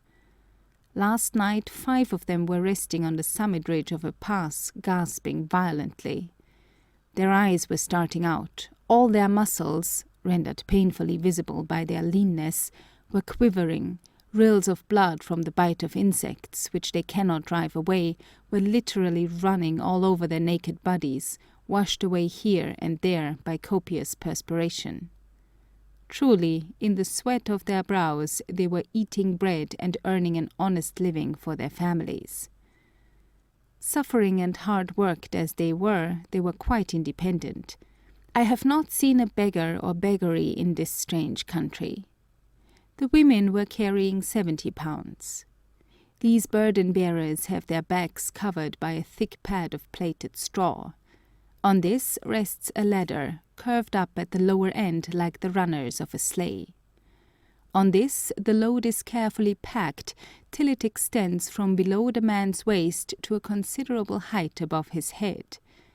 It is covered with waterproof paper, securely roped and thatched with straw, and is supported by a broad padded band just below the collarbones. Of course, as the man walks nearly bent double, and the position is a very painful one, he requires to stop and straighten himself frequently, and unless he meets with a bank of convenient height, he rests the bottom of his burden on a short, stout pole with an L-shaped top, carried for this purpose. The carrying of enormous loads is quite a feature of this region, and so, I am sorry to say, are red stinging ants and the small gadflies which molest the coolies. Yesterday's journey was 18 miles in 12 hours. Ichinono is a nice industrious hamlet, given up, like all others, to rearing silkworms, and the pure white and sulphur yellow cocoons are drying on mats in the sun everywhere. Letter 18. Kaminoyama. A severe day of mountain traveling brought us into another region. We left Ichinono early on a fine morning with 3 pack cows, one of which I rode, and their calves, very comely kine with small noses, short horns, straight spines, and deep bodies. I thought that I might get some fresh milk, but the idea of anything but a calf milking a cow was so new to the people that there was a universal laugh, and Ito told me that they thought it most disgusting, and that the Japanese think it most disgusting in foreigners to put anything with such a strong smell and taste into their tea. All the cows had cotton cloths printed with blue dragons, suspended under their bodies to keep them from mud and insects, and they wear straw shoes and cords through the cartilages of their noses. The day being fine, a great deal of rice and sake was on the move, and we met hundreds of pack cows, all of the same comely breed, in strings of 4. We crossed the Sakura Toge, from which the view is beautiful, got horses at the mountain village of Shirakasawa, crossed more passes, and in the afternoon reached the village of Tenoko. There, as usual, I sat under the veranda of the transport office and waited for the one horse which was available. It was a large shop, but contained not a single article of European make. In the one room a group of women and children sat round the fire, and the agent sat as usual with a number of ledgers at a table a foot high, on which his grandchild was lying on a cushion. Here Ito dined on 7 dishes of horrors, and they brought me sake, tea, rice, and black beans. The last are very good. We had some talk about the country, and the man asked me to write his name in English characters, and to write my own in a book. Meanwhile a crowd assembled, and the front row sat on the ground that the others might see over their heads. They were dirty and pressed very close, and when the women of the house saw that I felt the heat, they gracefully produced fans and fanned me for a whole hour. On asking the charge, they refused to make any and would not receive anything. They had not seen a foreigner before, they said. They would despise themselves for taking anything. They had my honorable name in their book. Not only that, but they put up a parcel of sweetmeats, and the man wrote his name on a fan and insisted on my accepting it. I was grieved to have nothing to give them but some English pins, but they had never seen such before, and soon circulated them among the crowd. I told them truly that I should remember them as long as I remember Japan, and went on, much touched by their kindness. The lofty pass of Utsu, which is ascended and descended by a number of stone slabs, is the last of the passes of these choked-up ranges. From its summit, in the welcome sunlight, I joyfully looked down upon the noble plain of Yonezawa, about 30 miles long and from 10 to 18 broad, one of the gardens of Japan, wooded and watered, covered with prosperous towns and villages, surrounded by magnificent mountains not altogether timbered, and bounded at its southern extremity by ranges white with snow even in the middle of July. In the long street of the farming village of Matsuhara, a man amazed me by running in front of me and speaking to me, and on Ito coming up, he assailed him vociferously, and it turned out that he took me for an Ainu, one of the subjugated aborigines of Yezo. I have before now been taken for a Chinese. Throughout the province of Echigo, I have occasionally seen a piece of cotton cloth suspended by its four corners from 4 bamboo poles just above a quiet stream. Behind it there is usually a long narrow tablet, notched at the top, similar to those seen in cemeteries, with characters upon it. Sometimes bouquets of flowers are placed in the hollow top of each bamboo, and usually there are characters on the cloth itself. Within it always lies a wooden dipper. In coming down from Tenoko, I passed one of these close to the road, and a Buddhist priest was at that time pouring a dipper full of water into it, which strained slowly through. As he was going our way, we joined him, and he explained its meaning. According to him, the tablet bears on it the kaimyo, or posthumous name of a woman. The flowers have the same significance as those which loving hands place on the graves of kindred. If there are characters on the cloth, they represent the well-known invocation of the Nichiren sect, Namo Miu Horenge Kyo.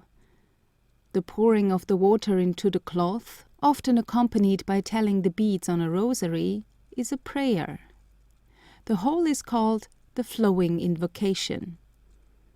I have seldom seen anything more plaintively affecting, for it denotes that a mother in the first joy of maternity has passed away to suffer, according to popular belief, in the lake of blood, one of the Buddhist hells, for a sin committed in a former state of being, and it appeals to every passer-by to shorten the penalties of a woman in anguish, for in that lake she must remain until the cloth is so utterly worn out that the water falls through it at once. Where the mountains come down upon the plain of Yonezawa, there are several raised banks, and you can take one step from the hillside to a dead level. The soil is dry and gravelly at the junction, ridges of pines appeared, and the look of the houses suggested increased cleanliness and comfort. A walk of 6 miles took us from Tenoko to Komatsu, a beautifully situated town of 3,000 people, with a large trade in cotton goods, silk, and sake. As I entered Komatsu, the first man whom I met turned back hastily, called into the first house the words which mean, "Quick, here's a foreigner!" The 3 carpenters who were at work there flung down their tools and, without waiting to put on their kimonos, sped down the street calling out the news, so that by the time I reached the yadoya, a large crowd was pressing upon me. The front was mean and unpromising looking, but on reaching the back, by a stone bridge over a stream which ran through the house, I found a room 40 feet long by 15 high, entirely open along one side to a garden, with a large fish pond with goldfish, a pagoda, dwarf trees, and all the usual miniature adornments. Fusuma of wrinkled blue paper splashed with gold turned this gallery into 2 rooms, but there was no privacy, for the crowds climbed upon the roofs at the back and sat there patiently until night. These were daimyo's rooms. The posts and ceilings were ebony and gold, the mats very fine, the polished alcoves decorated with inlaid writing tables and sword racks, spears 9 feet long with handles of lacquer inlaid with Venus's ear hung in the veranda. The washing bowl was fine inlaid black lacquer, and the rice bowls and their covers were gold lacquer. In this, as in many other yadoyas, there were kakemonos with large Chinese characters representing the names of the prime minister, provincial governor, or distinguished general who had honored it by halting there, and lines of poetry were hung up, as is usual, in the same fashion. I have several times been asked to write something to be thus displayed. I spent Sunday at Komatsu, but not restfully, owing to the nocturnal croaking of the frogs in the pond. In it, as in most towns, there were shops which sell nothing but white, frothy-looking cakes, which are used for the goldfish which are so much prized, and 3 times daily the women and children of the household came into the garden to feed them. When I left Komatsu, there were fully 60 people inside the house and 1,500 outside, walls, verandas, and even roofs being packed.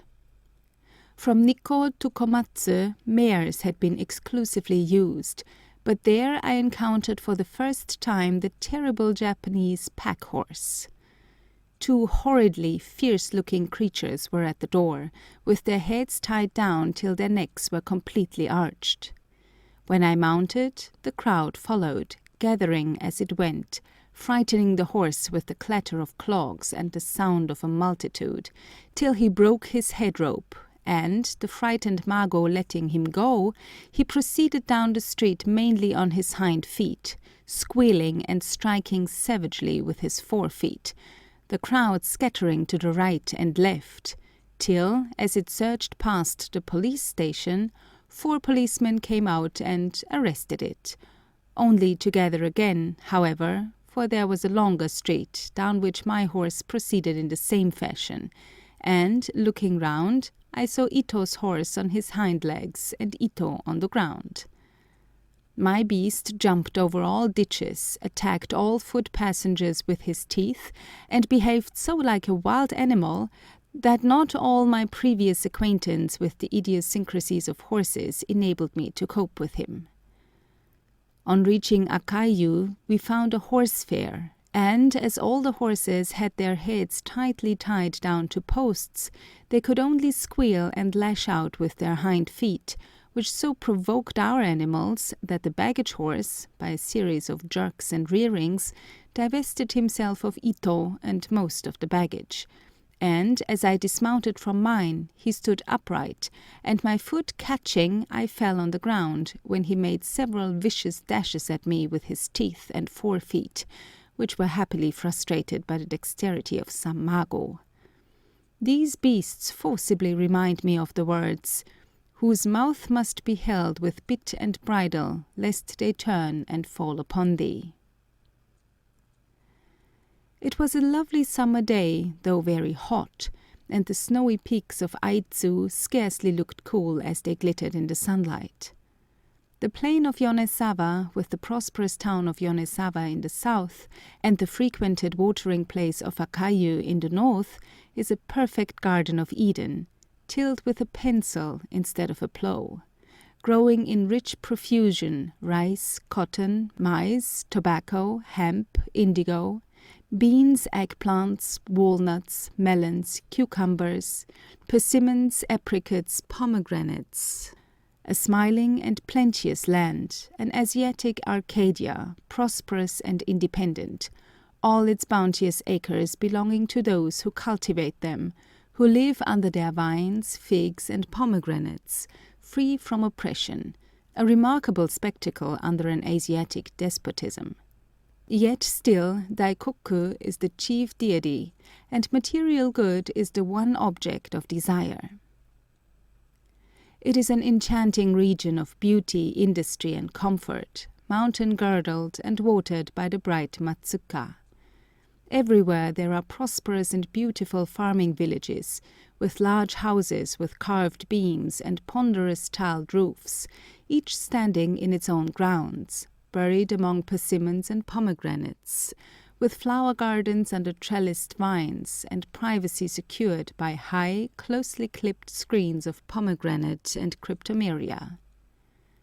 Besides the villages of Yoshida, Semoshima, Kurakawa, Takayama, and Tatakaki, through or near which we passed, I counted over 50 on the plain, with their brown, sweeping barn roofs looking out from the woodland. I cannot see any differences in the style of cultivation. Yoshida is rich and prosperous looking, Numa poor and wretched looking, but the scanty acres of Numa, rescued from the mountain-sides, are as exquisitely trim and neat, as perfectly cultivated, and yield as abundantly of the crops which suit the climate, as the broad acres of the sunny plain of Yonezawa, and this is the case everywhere. The field of the sluggard has no existence in Japan.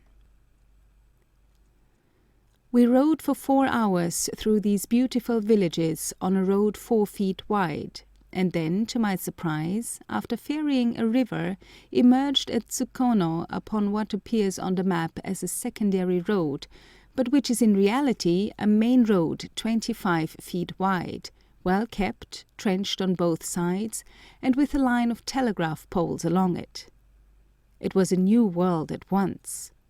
The road for many miles was thronged with well-dressed foot passengers, kurumas, pack horses, and wagons either with solid wheels or wheels with spokes but no tires. It is a capital carriage road, but without carriages.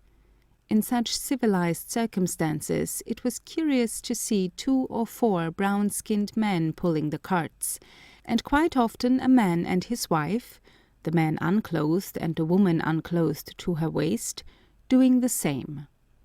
Also it struck me as incongruous to see telegraph wires above and below, men whose only clothing consisted of a sun hat and fan, while children with books and slates were returning from school, conning their lessons. At Akayu, a town of hot sulphur springs, I hoped to sleep, but it was one of the noisiest places I have seen. In the most crowded part, where 4 streets meet, there are bathing sheds, which were full of people of both sexes, splashing loudly, and the yadoya close to it had about 40 rooms, in nearly all of which several rheumatic people were lying on the mats. Samisens were twanging, and kotos screeching, and the hubbub was so unbearable that I came on here, 10 miles farther, by a fine new road, up an uninteresting strath of rice fields and low hills, which opens out upon a small plain surrounded by elevated gravelly hills, on the slope of one of which Kaminoyama, a watering place of over 3,000 people, is pleasantly situated. It is keeping festival. There are lanterns and flags on every house, and crowds are thronging the temple grounds, of which there are several on the hills above. It is a clean, dry place, with beautiful yadoyas on the heights, and pleasant houses with gardens, and plenty of walks over the hills. The people say that it is one of the driest places in Japan. If it were within reach of foreigners, they would find it a wholesome health resort, with picturesque excursions in many directions. This is one of the great routes of Japanese travel, and it is interesting to see watering places with their habits, amusements, and civilization quite complete, but borrowing nothing from Europe.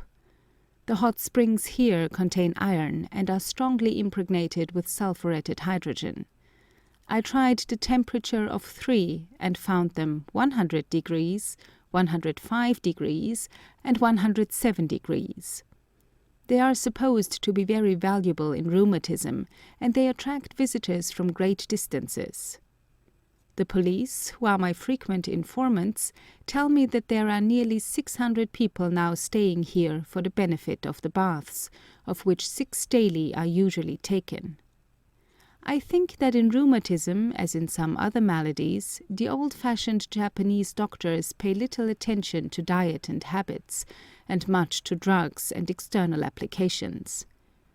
The benefit of these and other medicinal waters would be much increased if vigorous friction replaced the dabbing with soft towels.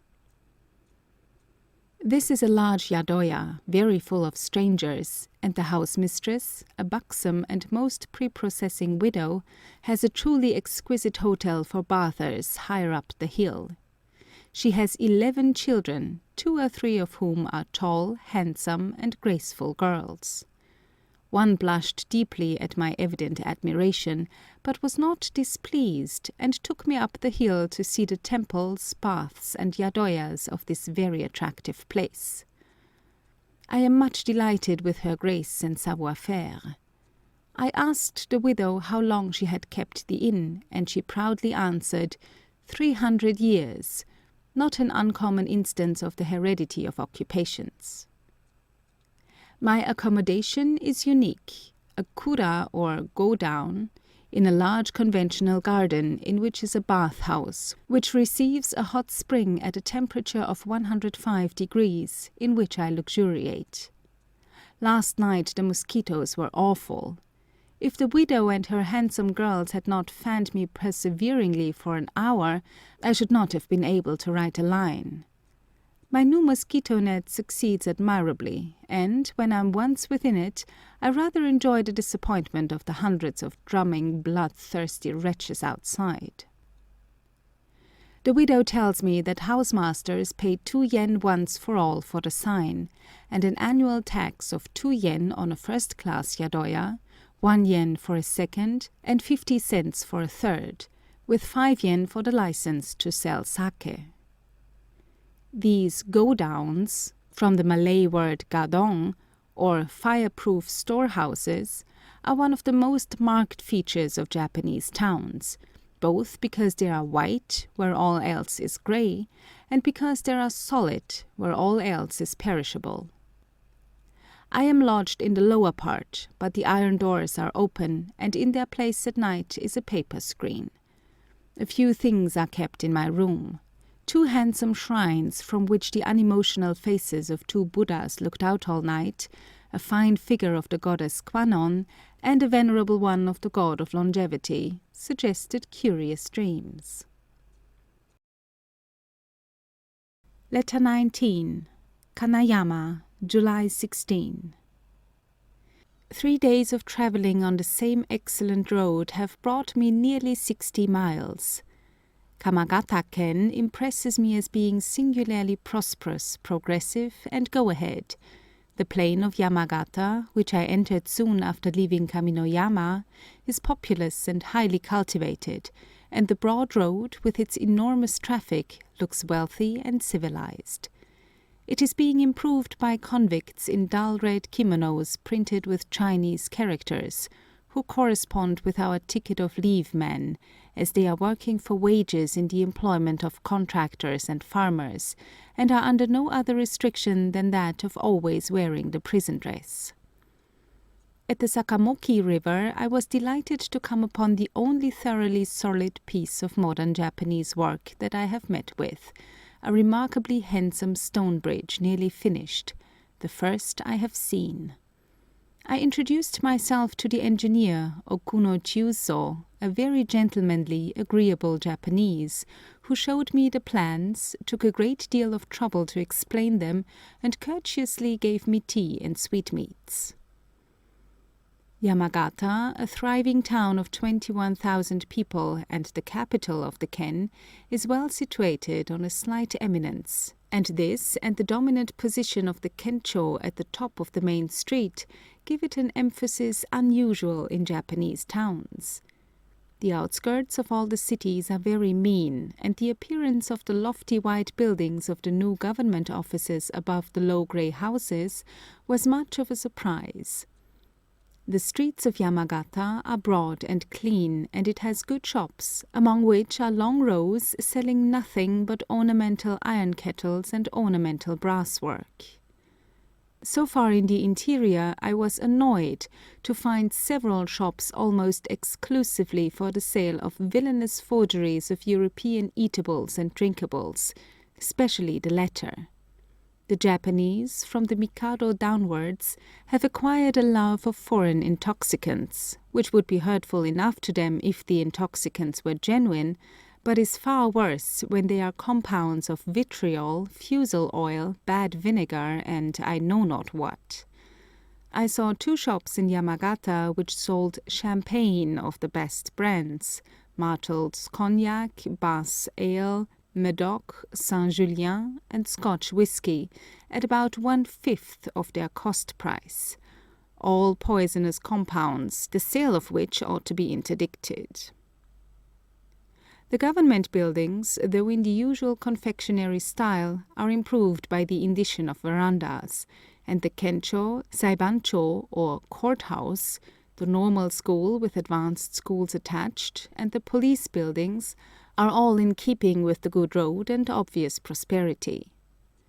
A large 2-storied hospital, with a cupola, which will accommodate 150 patients and is to be a medical school, is nearly finished. It is very well arranged and ventilated. I cannot say as much for the present hospital, which I went over.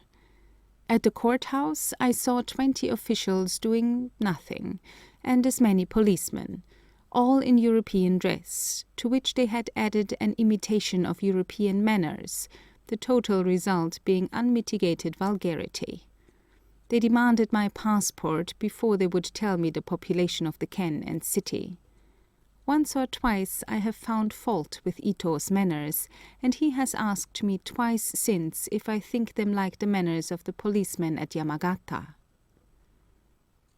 North of Yamagata, the plain widens, and fine longitudinal ranges capped with snow mountains on the one side and broken ranges with lateral spurs on the other enclose as cheerful and pleasant a region as one would wish to see, with many pleasant villages on the lower slopes of the hills. The mercury was only 70 degrees, and the wind north, so it was an especially pleasant journey, though I had to go 3½ ri beyond Tendo, a town of 5,000 people, where I had intended to halt, because the only inns at Tendo which were not Kashitsukeya were so occupied with silkworms that they could not receive me. The next day's journey was still along the same fine road through a succession of farming villages, and towns of 1,500 and 2,000 people, such as Tochiida and Obanasawa, were frequent. From both these there was a glorious view of Chokkai-san, a grand snow-covered dome, said to be 8,000 feet high, which rises in an altogether unexpected manner from comparatively level country, and as the great snowfields of Udono-san are in sight at the same time, with most picturesque curtain ranges below, it may be considered one of the grandest views of Japan.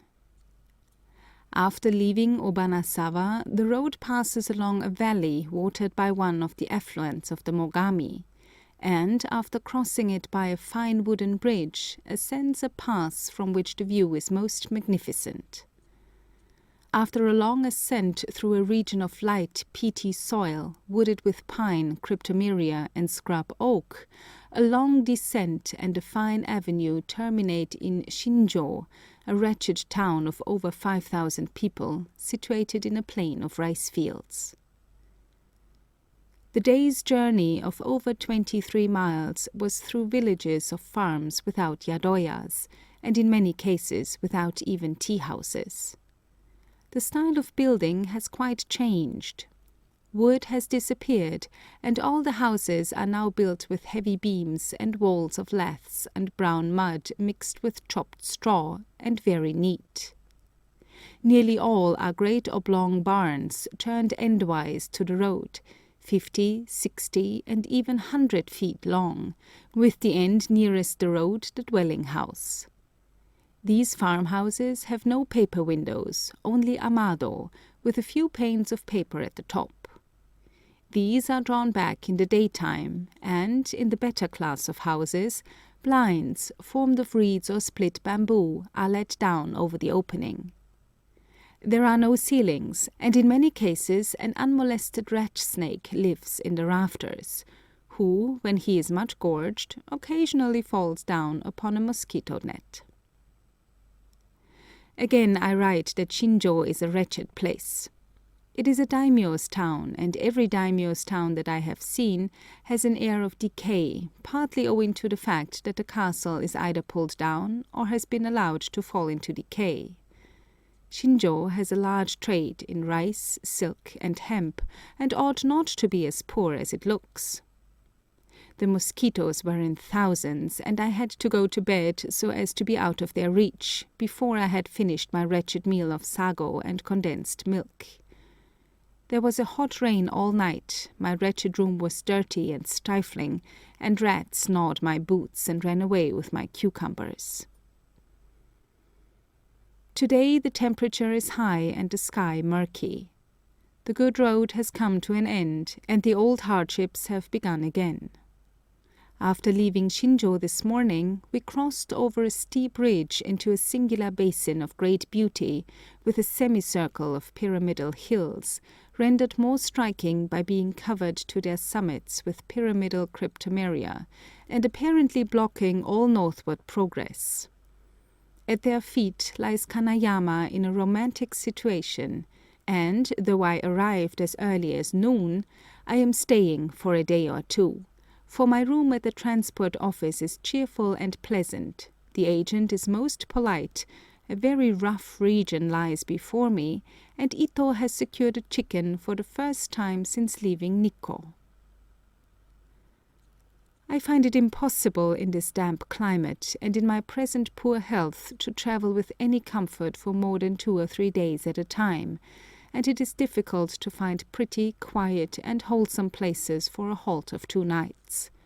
Freedom from fleas and mosquitoes one can never hope for, though the last vary in number, and I have found a way of dodging the first by laying down a piece of oiled paper 6 feet square upon the mat, dusting along its edges a band of Parisian insect powder, and setting my chair in the middle.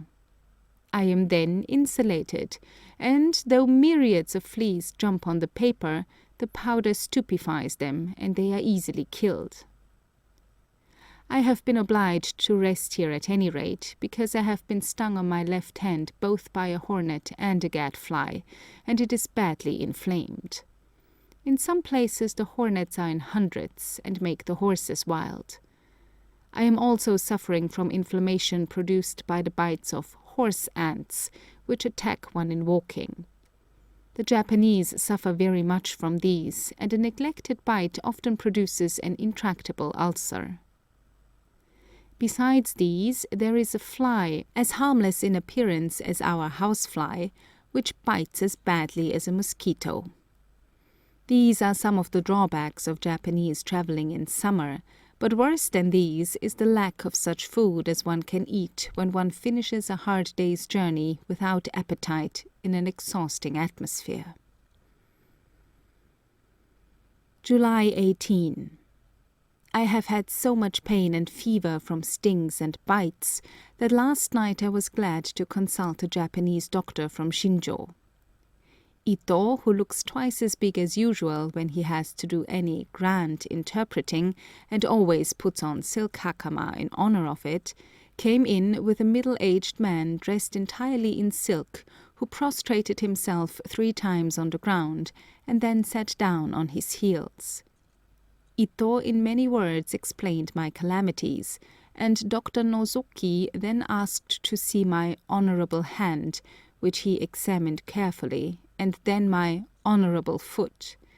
He felt my pulse and looked at my eyes with a magnifying glass, and with much sucking in of his breath, a sign of good breeding and politeness, informed me that I had much fever, which I knew before, then that I must rest, which I also knew. Then he lighted his pipe and contemplated me.